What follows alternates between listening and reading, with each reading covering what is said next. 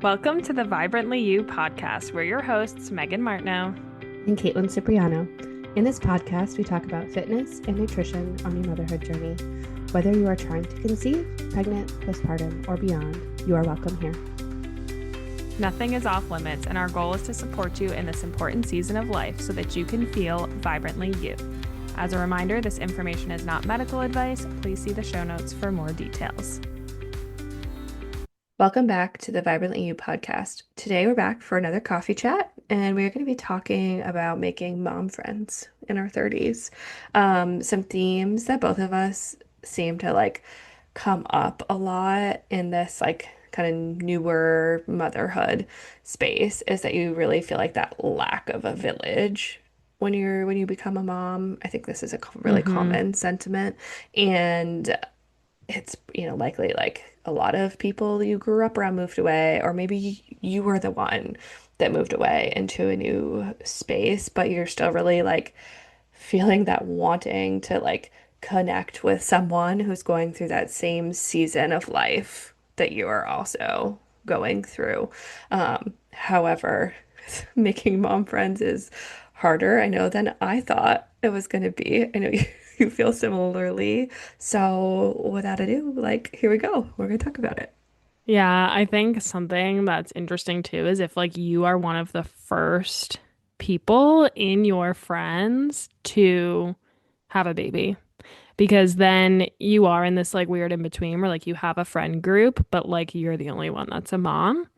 And so you're like, okay, I have this good group of friends, but no one understands what I'm going through, right? Because none of them are moms yet. So then, yeah, you are yearning to make some mom friends, but then you're like, wait, how do I do this? Yeah. Yeah.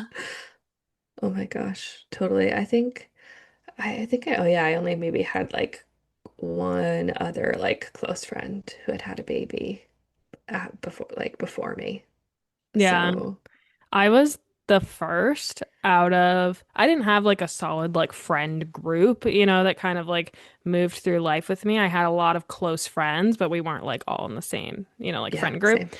But I was the first out of any of my friends. I did have a friend who was only a couple weeks behind me, so she was there pretty soon, but she lives in Vermont. I'm in North Carolina. So um Yeah. that, I mean, even you and I, right? We Yeah, live so far away, even though our kids are similar in age. So totally. I do think having a virtual group of friends is for sure helpful, but it's definitely not the same as having people you can meet up with for play dates or have a mom's night out. I think that's what's really challenging is okay, yeah, I have really good friends scattered across the country who are in this same season of motherhood. And, being able to text them when we're both up at 2 a.m. Amazing, right? Or you and I, we were both potty training our daughters and we're like, what are you doing? Well, what are you doing? Yeah. That's amazing. We're able to bounce ideas off of each other, but we're not together. I can't be like, hey, Caitlin, want to go to the park? Let's go meet up. I wish we could. That would be Yeah, that would amazing. be great. But Yeah. there's limitations when you live far away, which is so hard. And I do feel like before we got on this to record, Caitlin and I were just even talking about, so many of us are burnt out on virtual stuff these days too, and it just seems like there's a big collective shift for people trying to move in the direction of in-person stuff. And I feel like this is so true for mom friends. Yeah, I think what you said too, just about the f for spread outness, right, of friends. Even friends that I have that are in Vermont, still in Vermont, they're not in my ta town, It's still they're an hour or 45 minutes, and just being able to actually coordinate things to get together is very challenging from a timing perspective. And people with more traditional 9 to 5 jobs, it's not as easy to be able to say like, do you want to go get a coffee at 10 a.m. on a on a Tuesday? When, being an entrepreneur, it's easy to, with a little notice, block time off to do things like that. And that's another thing that I've found challenging too.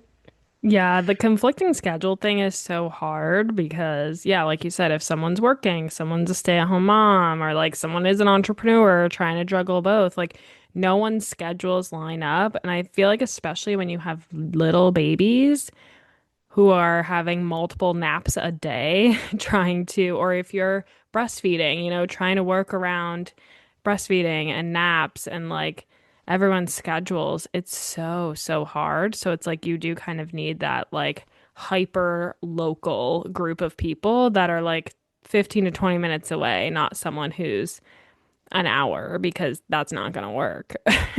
Yeah. But yeah, then it's like, how do you go about finding these people? I feel like now that my son is older and like in preschool, like now he's making his own friends. Yes. But that is also interesting when it comes to mom friends because like you don't always know like if you're gonna vibe, Yeah. you And I know? think, well, that's the other like tricky thing too, is like having those conversations and being like, okay, like what is like what are your personal values and things? Like, are are we gonna actually be compatible as friends, you know? Well, and I also feel like because of the political landscape that we are in right now, like there is just a lot of polarization, I Yes. guess, around certain topics. And like, yeah, it's like some of these things are like fundamental, like moral and ethical values. And so it's like, how do you bring that up with somebody to be like, are we on the same page or not? Yeah, And I I do feel know. like I've seen a lot of moms talking about that even online of like, how do we navigate these harder conversations when it comes to making Yeah. friends? Because it's not like you're just going to casually be like, so Yeah, what do you think about ice in Minnesota? I Like, know. I know. Well, and you and I are both on the same page in terms of that and what we value. And I think it's hard to be put in that position as a mom, as a business owner, but like literally everything about being a mom is political for hmm. so many different reasons. And if you are not able to like see that or you're in disagreement with that, even just at that simple, like simple view of it, like I'm probably not going to agree with you on anything else, quite honestly. Well, yeah, because there's always like a trickle down, right? Even to like how you feel about how you parent your children. Like, are you going to teach them to be inclusive with other kids? Like, like it is. Yeah, It's a whole trickle down thing that, it is. has to be considered. So I do think it's really challenging. One thing, Yeah. though, that I used in the past to find friends, so this was when I was pregnant, it was the app called Peanut. I'm sure a lot of people have heard of this app. But I was using this back. So this was when I was first pregnant, my first pregnancy that ended in miscarriage. But I got on this app because So again, this is like none of my 2019. yes, because none Yeah. of my friends were pregnant. Just trying to find someone local, and I met one of my really good friends from that app. Um, I feel like I've said this on the podcast before, but now I don't remember. But we were both pregnant, both miscarried those pregnancies, and then both got pregnant again, like around the same time. Our sons now are like 5 months apart. Um, and the nice thing about that app is that you can kind of put in certain things that you want people to know, you know? Yeah. So it's like Tinder, right? For moms, where you can Yes. kind of be like, this is the kind of friend I'm looking for. Like, this is really important to me. So if this is not important to you, don't swipe right on me, kind of thing. So like Yeah. something like that can be helpful to try to find friends who are aligned with you on some of those fundamental things where you're like, I need someone who, Yeah. you know, where we're aligned on this issue. Like you can put that in your bio. But I also don't know how many people use that app anymore. I Yeah, I haven't been did on use there in it. ages, but So I did use it for a little bit, but I didn't really have much success. I think I only met up with like one person and it was like it was fine, you know what I mean? Like there was nothing wrong with this mom. She was very nice, but it just wasn't like a vibe, you well, and know? even like there was one time where I met a mom on there. At this point, my son was probably like 2 years old. So, like, it was a little further in. Yeah. We got along really well. We went and got dinner and we were just chit-chatting. Like, the conversation was flowing the whole time. But, like, she worked full time. Her kid was in daycare. Like, I'm an entrepreneur, so I had my own schedule. I had my kid at home with me. Our schedules never lined up. We never saw each other again. And like, so we kind of texted back and forth for a while. And I was like, that could have been a really great friendship, I think. Like, it really had Yeah. potential, but just like life, you Hmm. know? Totally. And I think the life part of that conversation is so hard too, because I think Um, I, you're very much like this. You do like such a great job of like putting like time and care and thoughtfulness into like our friendship, and you like reach out and all of that good stuff. And that's the same way that I am, but Hmm. not everybody is like that Yeah. in their friendships, and they rely on like you to be the like reacher outer setter upper of everything. And I'm that kind of I'm that kind of person. And at this like season in my life, if I were to like start a new friendship with someone, like I would need you to like at least reciprocate that type of energy, if not maybe like carry like carry it a little bit more, because I just, you know, as again, as someone who does put a lot of energy into building and forming relationships with people, like that's something that's so important, like important to me, one of my like core values. If you like can't do if you like can't do that, then it would be really hard for me to like stick that type of effort into a friendship at this Yeah. point in my life. That's such a good point. And as you're saying that, I'm even thinking through like my friends. I'm like, okay, yep, like we all equally, like if I don't hear from them in a little bit, I'll be like, hey, what's going on? You know, and they'll do the same thing. But it's like, yeah, if you're always the one reaching out, especially as a mom, right? Because you're juggling a million different things, you're already taking care of your kids. It's like having to be the one to constantly nurture a relationship gets old. Even if you Yeah. love that person dearly, you know, it's just like that overwhelm and the mental, um, what's the word? Mental Yeah, like mental capacity. capacity, Is that what yeah, you're thinking mental of? load, yeah. Yeah. Like it just gets to a point where you're like, all right, I have some of those rubber balls, right? People talk about like the rubber balls and the glass balls. Like Yeah. sometimes the friends that don't reach back out to you, they're a rubber ball that you gotta let bounce, you know, and Hmm. hopefully it comes back around. But Yeah. yeah, I do think that's a really good point. Like trying to find friends that you're checking in on each other and you're not always having to be the one to initiate. Yeah. Yeah. So, though, I think again, it's those are like the big things that make friendships in your like 30s when you have kids and are, you know, already doing doing so much, like the challenging Yeah. things about the season. And I think too, like, even just having the perspective that, like, maybe motherhood is a time when friends kind of like come and go, you know?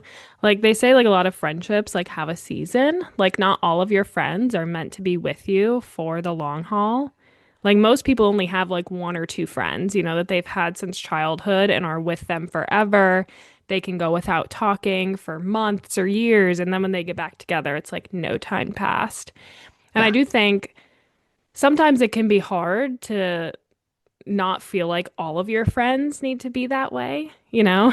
Or Mm. like it can be hard to like let go of a friendship and just be like, oh, like there was no bad blood between us. Like nothing happened, but like that was Totally. just meant for that season of life. And now like we're moving forward in different directions. And I think that could be true for mom friends too, especially if it is a friend that you meet because it's your kid's friend, right? Like they're in preschool together and they're wanting to hang out and have play dates. And so you start hanging out with this mom and you're like, oh, wow, like we vibe. And then your kids go to different elementary schools and you're not seeing each other as much anymore. And maybe that friendship like fades. And it's like, that's not necessarily Yeah. a bad thing. It's just No. like that phase of life. And I feel like that can be a good thing to just kind of like, reframe friendships in that way as a mom of like, maybe some friendships are just for a season and that's Yeah. okay. I think that's a good I think that's a good perspective, Yeah. to have on friendships. Like you're right. Yeah. You're not gonna stick with every single friendship that you've ever had for the Right. rest of your life. That Because would be unrealistic. yeah, but I think like sometimes we put pressure on ourselves, right? Of like, oh, Yeah. I need to keep putting in effort. I need to find my friends that are going to be like my ride and die in motherhood. And instead, just kind of like letting go of that pressure. And it's like, if that friendship is meant to last, it will, you know? And if it's not, Yeah. like, that's okay too. It doesn't mean that anything is wrong with either one of you, you know? Like Yeah. sometimes it just is what it is. Because I do feel like a lot of moms like do put pressure to be like, I need to find my mom friends, I need to find my mom group. And Yeah. it might ebb and flow. Yeah. I've definitely felt like that. So it's like good reminders too. Yeah. Yeah. And I wonder too, just like even trying to like get out and do things in the community. Like I know like our library like has story time for like when you have little toddlers and things like that. Like if you're really struggling to find mom friends, like trying to seek out those things that like maybe your community puts on for like other moms and like even though it's a little scary, just trying to like put yourself out there and be like, okay, again, like remove the pressure. Like, okay, I'm gonna go to this event. At the very least, my kid will have fun and we're getting out of the house. If I Yeah. make a friend, cool. If not, that's Hmm. okay. Like Yeah. even if anyone is listening to this in Raleigh, we have an organization called Mom League. And so they have a bunch of different chapters. So there's like one in Raleigh, one in Charlotte, I think one in Wilmington. There might be one somewhere else. Winston-Salem, maybe. Durham. Like they have them all over. But it's designed for moms, like brand new moms, or even if it's your second or third kid, but for like newborn. So it's called a newborn series and it's for like, 0 to 12 weeks. And so you Hmm. sign up for this typically when you're pregnant and you go and it's like a 6 week thing. I think you go once a week in person. And so most moms are on maternity leave at this point in time. Um, and, I think there's like 20 moms or something that can go to this. It's mom and baby. And one of my clients, actually, who's local, she had gone to this when she had her baby, and her baby now is a year old. And she met some of her really good mom friends, like going to one of these events that she would have never met otherwise. So I think trying to seek out like what kind of events are put on near you in your community for moms is a good way to try to meet some people that are in the same stage of life that you're in. I think that's good advice too. I know there's different organizations and different communities in Vermont as well that I think do something similar, but it's not brand like there's not necessarily divisions of consistency in things, which I think is a problem in Vermont in general. Everyone kind of tries to do every everything on their own. And if it was more cohesive and centralized, it would be more effective. But that's a Well, and whole I nother think, yeah, tangent. with Vermont too, there's not a great young population. So that's a whole nother thing. But Yeah, we don't have to get into too many systemic problems today. maybe another time we'll vent about systemic problems around motherhood. Oh, we could go on there. But no, I think hopefully this was like helpful, at least maybe helped you look at friendships in a different perspective. But we hope that these conversations just continue to help foster other conversations that people want to see and their motherhood journey. And so, if you found this helpful, please feel free to share with a friend. If there's a topic that you would like Meg or I to chat about, please feel free to DM us over on Instagram. You can find Megan at Vibrant Mama Wellness, and you can find myself over at Wholesome Huntress Nutrition. And we will see you next week.